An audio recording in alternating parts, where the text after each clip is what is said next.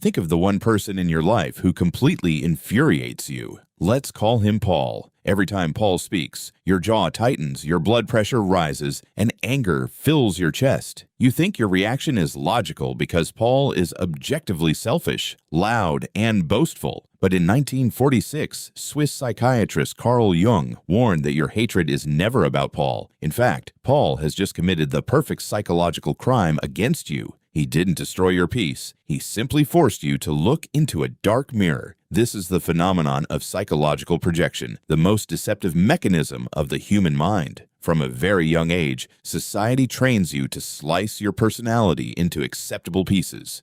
You are forced to bury your aggression, your selfishness, and your raw desires deep into the dark.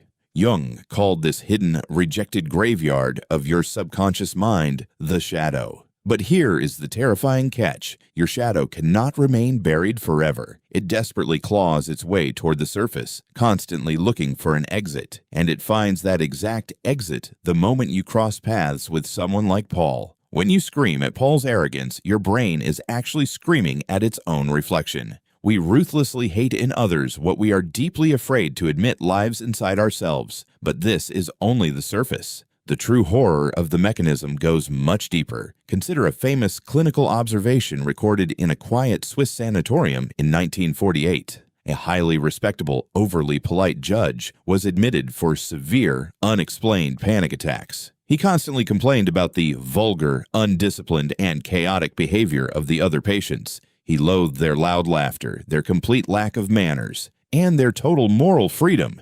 For 3 weeks, the judge fiercely demanded that these vulgar patients be isolated and punished. But his doctors didn't treat his anxiety. They forced him to dismantle his own biography. The judge had been raised by a tyrannical, perfectionist father who brutally beat him for crying. He had spent 40 years violently suppressing his own chaotic, emotional, and vulnerable nature. His hatred of the patients was a frantic, desperate defense mechanism to protect his fragile ego. He wasn't actually disgusted by their vulgarity. He was secretly envious of their absolute freedom to exist. When someone triggers you, your ego rings a loud, terrifying internal alarm bell. But it isn't warning you of an actual threat from the outside world. It is warning you that your own carefully constructed mask is beginning to horribly crack. The louder you criticize someone else, the more desperate you are to silence your own inner chaos. Take a look at our modern digital landscape, a massive global theater of endless projection. The online commentator who obsessively mocks greed is often terrified of their own financial insecurity. The aggressive moral crusader preaching absolute purity is usually hiding a monster behind the curtain. The system completely relies on this constant violent cycle of mutual distraction, because if you are busy hating Paul, you will never look down into your own abyss. Corporate algorithms actively monetize your outrage, keeping you locked in an endless, highly profitable loop.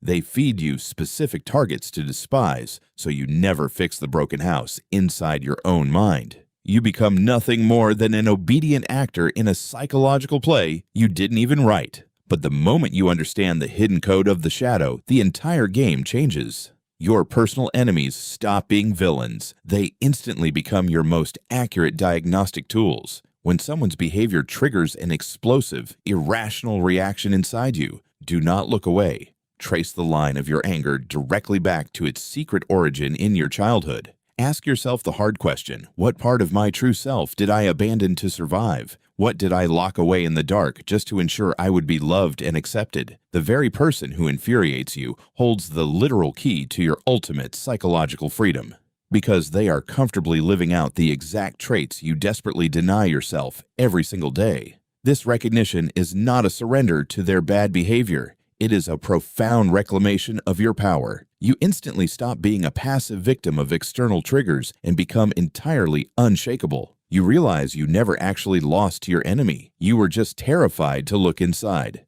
The next time Paul screams or boasts, do not pick up your weapon to fight back. Look closely at the deep cracks in his performance, the hidden fear beneath his loud armor. See the scared, isolated child wearing a heavy, stolen crown just to survive the night. When you extend silent compassion to his mask, you instantly heal the broken child inside yourself. You finally offer grace to the parts of your soul that you spent a lifetime punishing. This is the ultimate psychological secret that no corporate system wants you to discover. They want you angry, divided, blind, and infinitely easy to manipulate. But you can choose to step out of their theater, drop the script, and finally awaken. Look into your own dark mirror, embrace your shadow, and claim your absolute freedom. Leave a comment below about the one trait that drives you mad. Subscribe, and let's break the mask.